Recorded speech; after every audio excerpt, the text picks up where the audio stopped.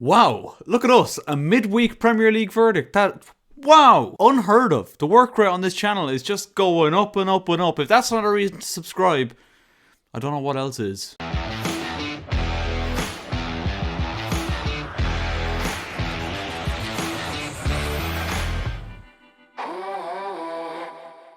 Hello guys, how are you getting on? My name is Aaron Kelly and welcome to, as I said in the intro, a midweek Premier League verdict. And the midweek games did not disappoint, I think it's fair to say. We are coming up to what is a crucially important time in the season. Not that every time in the season isn't important, but this is a point where the fixtures start getting stacked, players start getting injured, and we genuinely do start to see what teams are very much made of. And I think it's fair to say after Chelsea's win over Watford, the injuries are coming thick and fast, aren't they? Especially to our midfield. I might talk about Chelsea later on in the video, but first, let me just say, if you are not subscribed to the Aaron Kelly channel already, what are you doing with your life, first of all? As of recording this episode, the channel is on 462 subscribers, which means 500 is well within the grasp between now and the end of the month. So please do share the link of this video around with a couple of your mates. It really does mean the world. I want to hit 500 subscribers and nobody else is going to be able to help me other than you lot. So yeah, without further ado, let's get into the video. As usual, ladies and gentlemen, we have our graphic up in front of us with our green, yellow and red box. Green symbolizing the best performance of the week, yellow symbolizing the wow factor of the week or the most shocking moment of the week, and red, as you can tell by the shit emoji, is indeed the stinker of the week for the Premier League verdict. And with the first point I'm making in this video, I actually think this is a first for the Premier League verdict. I'm going to kill two birds with the one stone. I'm going to knock out the green box and the red box talking about the same game. We are going to start talking about the Merseyside derby, and our green box, our performance of the week, once again has gone to Liverpool, but I'm actually going to give it to Mo Salah here, and I'll tell you why in a minute. But Liverpool once again involved in the green box. This must be like 3 or 4 weeks on the bounce now. I honestly, sincerely did not want to give Liverpool the green box again because it's actually making it look like I'm a Liverpool fan now. However, when, you know, they are the most prominent and most dominant performers of the week, you can't not give it to them. They were absolutely excellent in a 4-1 win over Everton, and as I said, we are going to kill two birds with the one stone. I'm sticking Everton for the first time this season, making their debut in the stinker box. A 4-1 win for Liverpool and a start to the game really that made fans leave inside the first 20-25 minutes, which is just quite incredible for me, to be quite honest. Jordan Henderson giving Liverpool the lead with a fantastic goal after an absolutely ridiculous, wonderful move by Liverpool. Brilliant finish by Henderson at the end of it, who then set up Mo Salah to make it 2-0. And Mo Salah, I mean, an unbelievable finish. I mean, the pass from Henderson is excellent. Pickford's positioning, maybe not the best, but it's an outrageous finish. And, you know, when he's in one-on-one like that, even from the tight angle, a fairly strong opinion that Mo Salah's probably going to score. I mean, it's at that point now where when Mo Salah goes out on the pitch, it's more likely that he's going to score rather than he doesn't. Everton looks to be getting back into the game then. Demarai Gray made it 2-1 just before half-time, but then the second half, really, Liverpool took over with Salah getting his second, capitalising upon a mistake by Seamus Coleman, and then Diogo Jota made it 4-1 to Liverpool to wrap up another dominant Merseyside derby win for them. I think it's Everton's heaviest defeat at Goodison Park in the Merseyside derby, if I'm not mistaken. I heard something along those lines. But Mo Salah gets the green box this week because in a week where the Ballon d'Or ceremony happened, I know a lot of people are very, very angry about the outcome with Lionel Messi winning the Ballon d'Or. To be honest, that's a whole separate video which I may do during the weekend, depending on how busy I am. But a lot of people, and you know, understandably so, disappointed to see that Mo Salah only finished, was it 7th in the Ballon d'Or, seeing that he was beaten by Cristiano Ronaldo, N'Golo Kante, Karim Benzema, Jorginho, Lewandowski and Messi. I personally do think Salah deserves to be at least top 3, but he just proves time and time and time again that he is by far and away, I said it before in an earlier Premier League verdict a couple of weeks ago, that he is by far and away the best player in the league, and he's proved that point once again with another outrageous performance. Highest goals, 13 goals in the Premier League this season, highest assists in the league as well. The man is just an absolute machine, and obviously, you know, teams here and there, they have their standout player that come up with clutch moments, but this guy is part of an unbelievable Liverpool team, which they just are brilliant to watch. Like, you know, as a rival fan, you have to just be able to sit back and acknowledge what you're watching. And in this case, you're watching an unbelievable team back at the peak of their powers after what was a really disappointing season for them last term. But we are going to talk about Everton now, and they are the stinker box for the week. And I considered putting these in a couple of weeks ago as well. I think it's now winless in their last 6 or 7 or something along those lines. They're on an absolutely horrific run. Rafa Benitez looks to be at the end of his tether. I do feel as though a couple more bad results here and there,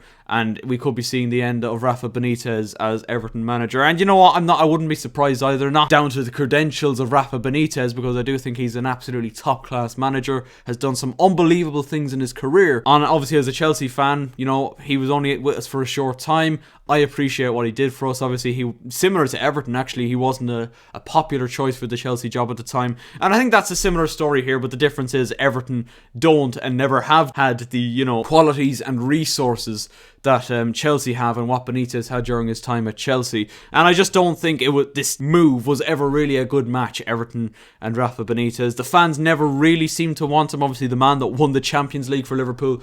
It can't be easy as an Everton fan, you know, accepting somebody like that into the family, I suppose, if you like, because football is an emotional game. When you strip it all down, like, sentimentality is definitely there within the fans. Obviously, I felt it when Jose Mourinho joined Spurs, kind of feeling that a little bit now that Antonio Conte has gone to Spurs. That sentimentality is always going to be there, and Everton fans never really wanted Rafa Benitez. It hasn't been a good mix. A couple of really important games coming up. They've got Arsenal within the next 2. They might have Burnley or someone like that as well. But I do think he needs to get results in both of them games, really, in order to have any chance of keeping his place at the helm at Goodison Park. We are going to move on now to our final box of the week, and it feels kind of weird putting the yellow box last this week, but the most amazing game this week I'm going to give to the Man United Arsenal game. What an unbelievable game of football this was, topsy-turvy, and really reminiscent of Arsenal versus Manchester United games of old. I mean, not in terms of the quality of the players on the pitch by any means. I mean, 3 of the 4 midfielders on the pitch were El Neni, McTominay and Fred, and also Thomas Partey isn't much better than them in my opinion. But it was still a really, really good game. Arsenal led through the most bizarre circumstances, Emile Smith-Rowe scoring on the volley after Fred fouls his own goalkeeper. I mean, you hear these stories in like Sunday League books, and like, you know, if Chris MD told his story in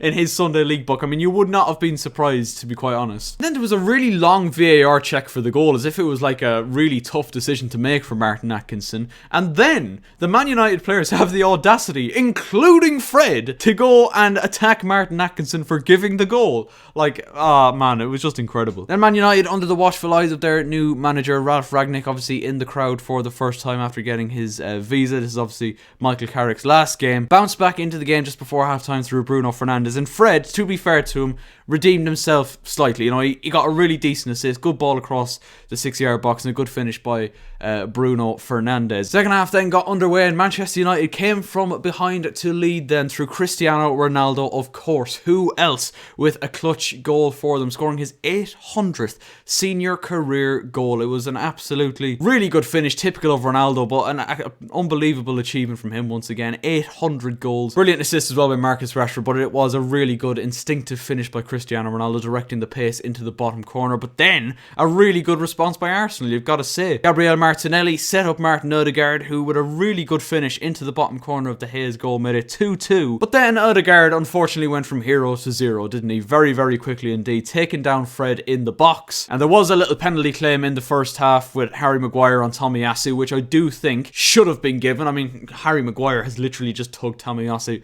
to the ground. I mean, I don't really see how Martin Atkinson doesn't give it anyway, but then VAR doesn't even look at it. But Man United did get their penalty in the second half, but there was absolutely no question in it. Martin Odegaard hacking down Fred, Cristiano Ronaldo steps up and provides a massive, massive goal in Michael Carrick's last game, smashing it down the middle to make it Manchester United 3, Arsenal 2. And really, Arsenal didn't pose much of a threat after that, in my opinion. Obviously, he took off Aubameyang, who was absolutely awful once again, missed a really big opportunity, like an absolute sitter, with the game still very much in the balance. And, you know, it's further evidence, really, that I think Arsenal are still quite a ways off being, up with the top teams. United are far off that themselves, but they still have those clutch moments and those clutch players. Arguably, the biggest clutch player of all time in Cristiano Ronaldo to pop up and get them not 1, but 2 massive massive goals to get them a massive victory. But an unbelievable game of football. Thoroughly enjoyed it. More of this, please, in the big games. Thank you very much. Alright, ladies and gentlemen, that is where I'm going to wrap it up. I hope you guys did enjoy the video. If you disagree with any of my choices for the box, obviously, I was highly considering putting the 2 medical incidents that happened on, I think it was Wednesday night, in the yellow box, because, like, it's incredible that these medical incidents are still happening at football games. Like, they're happening on such seemingly far more consistent basis between players on the pitch collapsing and fans in the stadium collapsing. Happened at 2 games on Wednesday night, the Watford-Chelsea game and the Leicester-Southampton game. A lot of people talking about, is it to do with the vaccine? Listen, whole separate video for another day, maybe a topic to discuss on the podcast, maybe. But that's where I'm going to wrap it up, ladies and gentlemen. Leave a like on the video if you did enjoy. Goal recreations for November, I'm going out and recording them tomorrow, so hopefully out early next week. So yeah, mind yourselves, lads, and good luck. I've been trying to find a way to